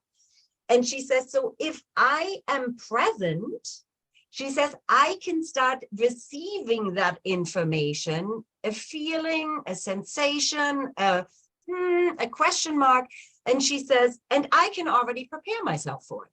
I was like, oh my God. And she's right. Nothing happens in the moment. There is always a build-up to it, and there's a down. Why can't I think of a good word there? It builds up and it kind of Diminishes. Decrease. Yeah, or recedes. Recedes. It's like water, right? The ocean comes up and then it recedes. And so when we are tuned in and we can, and this is open, we can start feeling something is up. When you're sometimes like, something is up. I know this is not going to go the way it's meant to go. Or when you go like, ooh, I know, not just the phone is ringing and I know it's Julie. That's not what she means by it. It's a much bigger thing. It's like sometimes, if you have something big, I sometimes feel like something big is happening. I don't even know what it is. And then 3 days later, some major thing happens. And I'm like, oh my God, I knew it, except I didn't know what was going to happen, but I was tuned into something already. And she says, that's the key to this, that you would be so much more aware of what's going on in your life and be in an energetic way prepared for things that when you're unconscious and not in the present moment, that might otherwise surprise you. So that's a really, really cool part, I think, of being in tune, because she says, well, all energy, there's no change. The energy is already happening. It's always there. The question is, are we tuning into it? Hold on. So who was this? Let me just go back. Tiffany. I experience the build-up to larger moments often and always know because I power clean my house and I sometimes don't notice until, that's funny. So you're acting upon it already without realizing you're aware of it. A lot. And I finally tuned in and realized when I clean to the extent that I'm nearly like ready to vacuum the ceiling. Like it's just everything needs to be in its place. And I will all of a sudden it's the most important thing in the world. And my poor husband and daughter look over like, are you okay? And I'm like, what, how are you, pick up your stuff. What are you doing? And it's almost frantic. Luckily now we understand oh, there, something's going to happen. And it literally, it's the night before usually. And then, something, or the other day there was a threat of an active shooter at a school nearby. I power cleaned the house the night before. And the next morning I couldn't breathe past my sternum. I just was like shaky and I just couldn't breathe all morning. And I thought, well, this doesn't belong to me. This is somebody else's, because I'm excited about today. Like I have a lot of stuff going on, but I like the crescendo for sure. Like it's neat. It's pretty I amazing. mean, It's amazing when Yeah. you that one know, wasn't, but yeah. But it's still amazing to me because I was just going to say there are sometimes good and sometimes not so good events, and either way it's positive, right? Because Yeah. it tells us something and it shows us how amazingly in tune we are. And I actually just the other day drove down our street, and on the power line was an owl, a bird. And I was like, ooh, a bird. And then I'm like, oh, it's an owl. And I'm like, oh my God. And I was driving down the street and I'm like, when I get home, I need to look up what owl says, even though I've read it 50 times probably. And the owl was so funny. She's like, well, of course you could do that. Or you could just be with me, but as I'm being with you, sending you down the road, you know, with a friendly hello. She's like, whenever you look for other beings or other things to feed your information, she's like, you're not tuning into yourself. Why don't you just ask me what I have for you right now? And then off we go. Oh.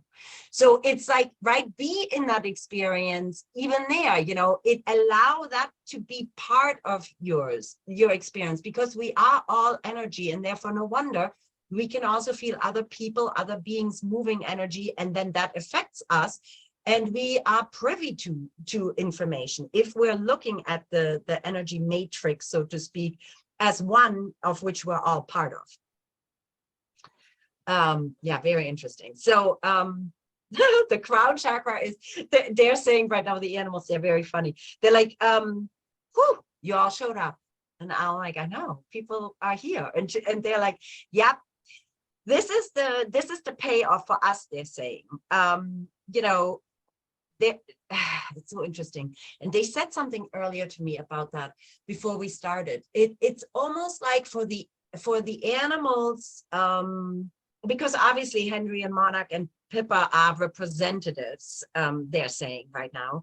And they're like, you know, for us, the most important piece is that this part doesn't close up. And I didn't know this was going to come up.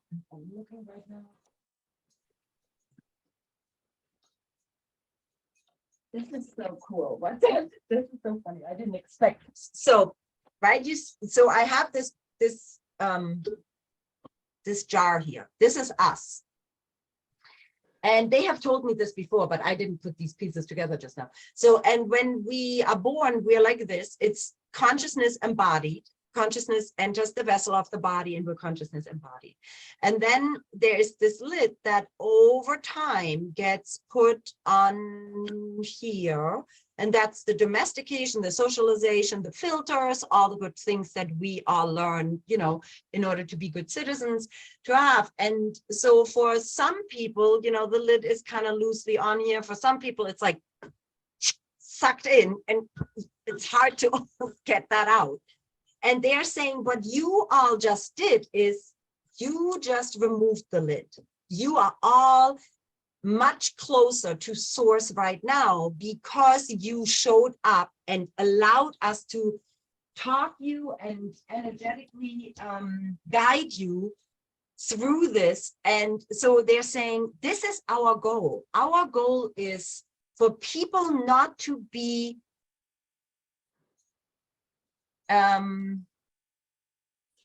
limited is, I guess, the word limited, because we are so unlimited, they're saying. And, you know, you learned at one point that this is the best way to live, but it isn't. And if you allow yourself to be in this open space and in this beautiful flow, you're really providing not only yourself the best connection, but you're also becoming, just like we are, a greater connection, you know, out into the world. And this is, remember, anybody who was here on the first call, that's what they had said. You know, you all become, all of us become this pebble in the lake by showing up for these open mics, because We're working through the chakras, we're letting go pieces, we're allowing things to open up. And now we're going out into the world, you know, tonight, tomorrow, as these bright, flowing spirits that are embodied in this beautiful vessel, you know, of our own body. And we are shifting and changing the world simply by being us. And I certainly know many of you on this here who are huge game shifters for people in your life that are sometimes even on the periphery. And sometimes we talk about it, right? You brought some new awareness to your colleagues or to your friends or your barn mates or whoever is there, and they are starting to think about it differently. And you are acting around your animal in a way that is cooperative and collaborative and is connected and in partnership. And other people go like, ooh, I didn't know that's possible. Well, maybe I'll try that. And that's what you're doing. You're helping other people take this lid off by showing up as your open and flowing self. And the animals are like, that's what we are trying to do with this. And that's why they're saying to me right now, that's why, even though you sometimes wonder, they're like, you need to keep showing up and do this because it will have an effect. As much as you little people think you're not really affecting the world all that much, you really do. And we want you to know that. And it's almost like they're doing a little bit of a gratitude to us. Thank you for showing up, because this is a great way for us to work through you. They're saying we like to work through you because our stretch is limited to a paddock or a pasture or a home or a car often. But, you know, if you take this out and you carry this out into the world, you know, then we get to extend ourselves through you. Does that resonate with anybody? Does anybody want to say something about that beautiful statement? I feel like my spine is all of a sudden wiggly and open. Ooh.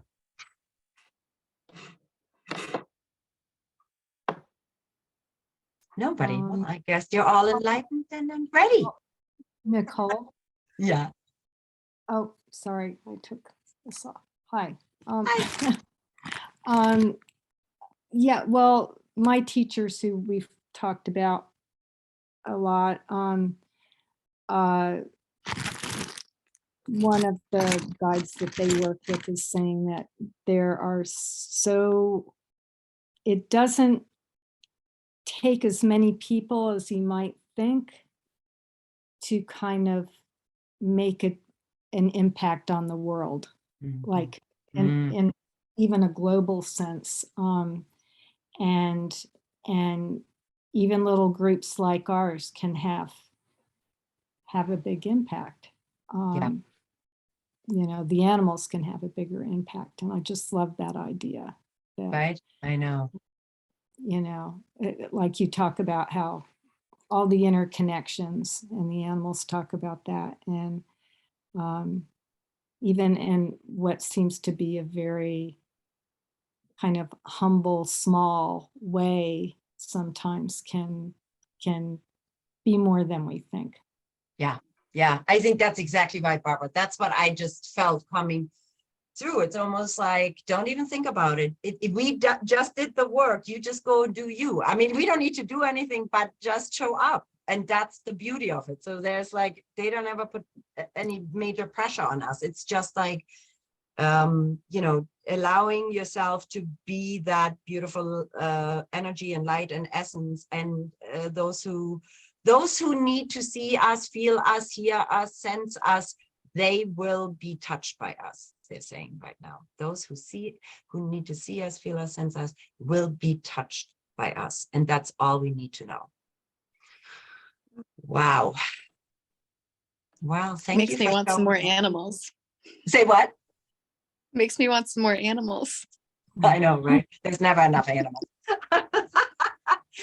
Well, I'm so grateful. Thank you all for showing up. And, you know, it's an honor and it's a gift to be hanging with you guys. And this was really different a little bit because we all got to share more. And I really like this because it shows me again, like we talked about once before, you know, how many of us are in this world. And, you know, as we are connecting with each other and we're all kind of tapping into each other's energy fields and learning with each other and from each other, you know, we're really, I think we're buoying each other up, saying like, you know, you're not alone. This is real. This is happening. I sound like a preacher, but you know, I think this is really true. So many of us really need that support, you know, and say like, this is helpful because it allows us to kind of